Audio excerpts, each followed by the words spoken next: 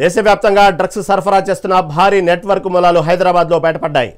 చల్లపల్లిలోని ఓ పరిశ్రమలో మెఫిడ్రిన్ మత్తు పదార్థం తయారు చేస్తున్న ఇద్దరిని మహారాష్ట్ర పోలీసులు అరెస్టు చేశారు.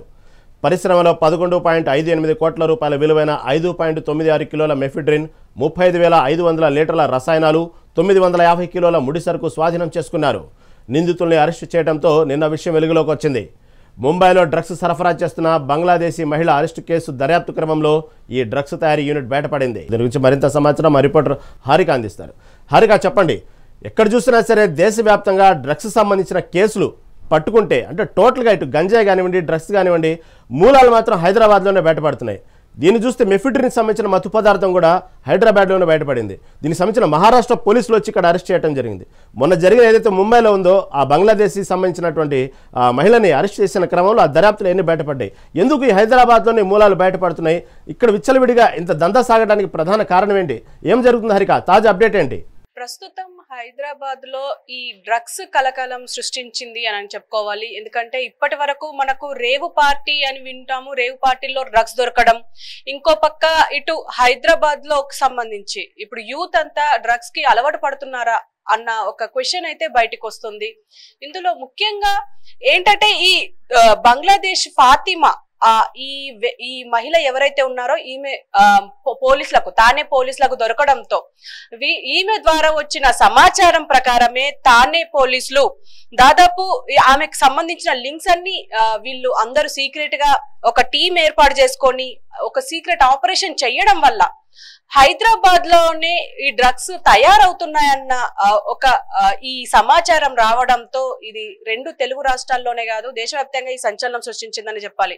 ఇప్పటి వరకు హైదరాబాద్ లో డ్రగ్స్ అమ్ముతున్నారు అన్న విషయం మాత్రమే తెలిసింది.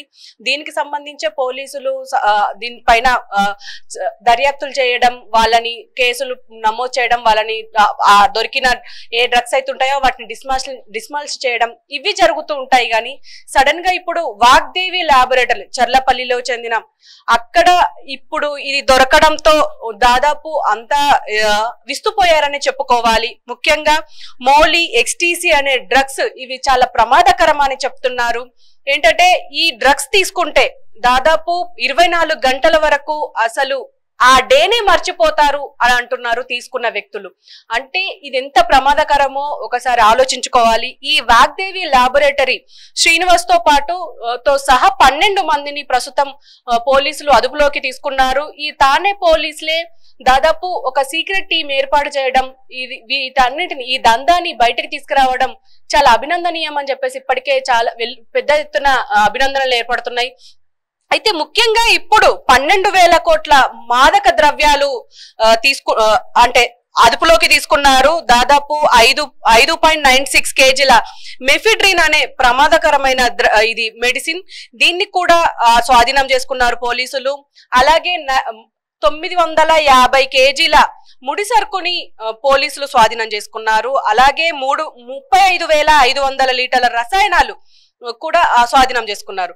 అలాగే 27 మొబైల్లు, అలాగే 3 కార్లు, 4 వేయింగ్ మిషన్స్ ఇవన్నీ పోలీసులు స్వాధీనం చేసుకున్నారు. ఇప్పుడు దాదాపు ఈ ల్యాబొరేటరీ చైర్మన్ డైరెక్టర్ ఎవరైతే ఉన్నారో అతన్ని, అలాగే ఈ పటేల్ అనే వ్యక్తిని కూడా అరెస్ట్ చేశారు. దాదాపు వీళ్ళందరినీ విచారణ నిమిత్తం ముంబైకి తీసుకెళ్తున్నట్టయితే ప్రస్తుతం ఉన్న సమాచారం.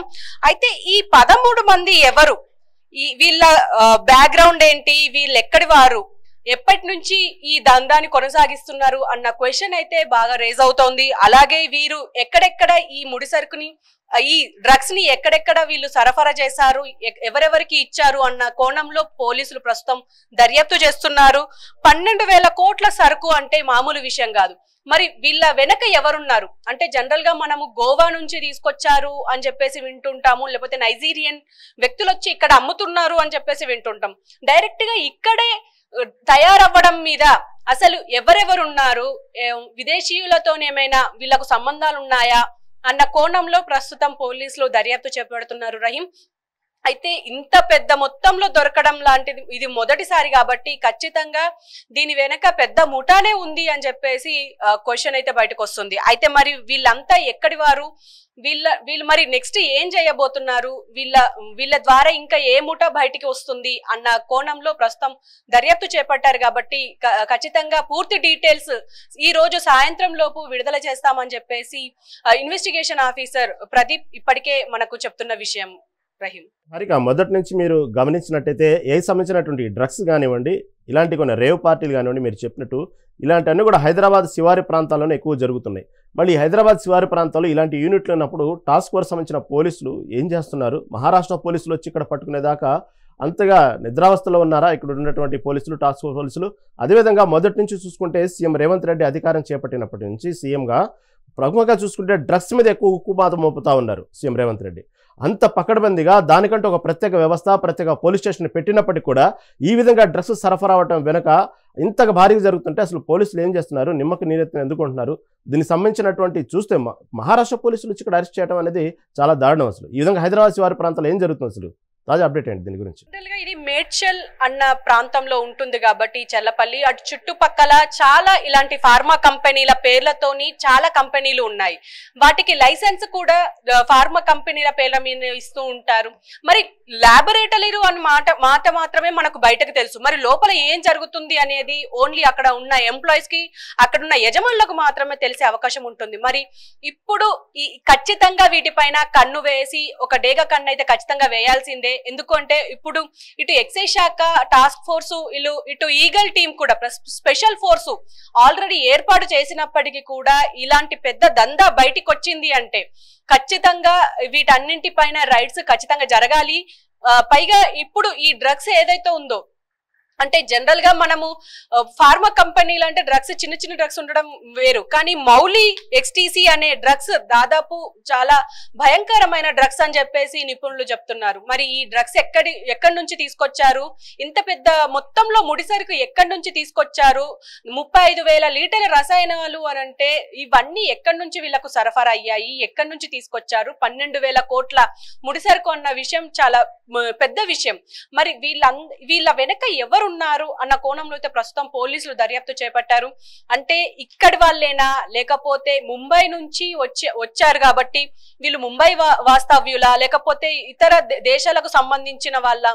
ఎందుకంటే మనకు నైజీరియా నుంచి వస్తూ ఉంటారు చాలా మంది, ఇక్కడ డ్రగ్స్ అమ్ముతూ ఉంటారు. ఒక నైజీరియన్ గ్యాంగ్ ఉంది అని చెప్పేసి ఇప్పటి వరకు మనం మాట్లాడుకుంటూ ఉన్నాము. మరి దీని వెనక పెద్ద మాఫియానే ఉంది అని చెప్పేసి అయితే అంటున్నారు. మరి ఈ మాఫియా ఎవరు, దీన్ని డీల్ చేస్తున్నది ఎవరు? ఈ శ్రీనివాస్ అనే వ్యక్తి ఇంతకు ముందు ఫార్మా కంపెనీలో పనిచేసిన దాఖలాలు ఉన్నాయి. మరి ఈ శ్రీనివాస్ కి ఇప్పుడు వీళ్ళతో పరిచయం ఎలా ఏర్పడింది? పైగా ఈ రామ్నగర్ గుండులో నివాసం ఉంటున్నారు ఈ వ్యక్తి.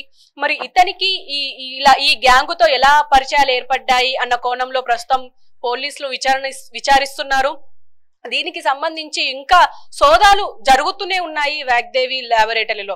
మరి ఈ డ్రగ్స్ ఇంకా ఎవరెవరికి ఇచ్చారు, ఎవరెవరికి సరఫరా చేశారు అన్న కోణంలో ప్రస్తుతం విచారణ జరుగుతుంది. రహీం, ఈవినింగ్ లోపల దీనికి సంబంధించిన పూర్తి డీటెయిల్స్ వచ్చే అవకాశం ఉన్నట్టు అయితే తెలుస్తోంది. ఎందుకంటే ఇది చాలా పెద్ద ముఠానే ఉంది అని చెప్పేసి అయితే పోలీసులు అంటున్నారు. అలాగే ఈ ఫాతిమా అనే మహిళ ద్వారా ఇంత పెద్ద సమాచారం బయటకు వచ్చింది. మరి ఈమె ద్వారా ఇంకా ఎంతమంది ఓన్లీ హైదరాబాద్ లోనేనా లేకపోతే ఇండియా వ్యాప్తంగా ఉన్నారా అన్న కోణంలో కూడా ప్రస్తుతం తానే పోలీసులు దీనికి సంబంధించి దర్యాప్తు చేస్తున్నారు. మరి చూడాలి ఎలాంటి డీటెయిల్స్ బయటకు వస్తాయి అనేది. Right Harika, right. Thank you for update.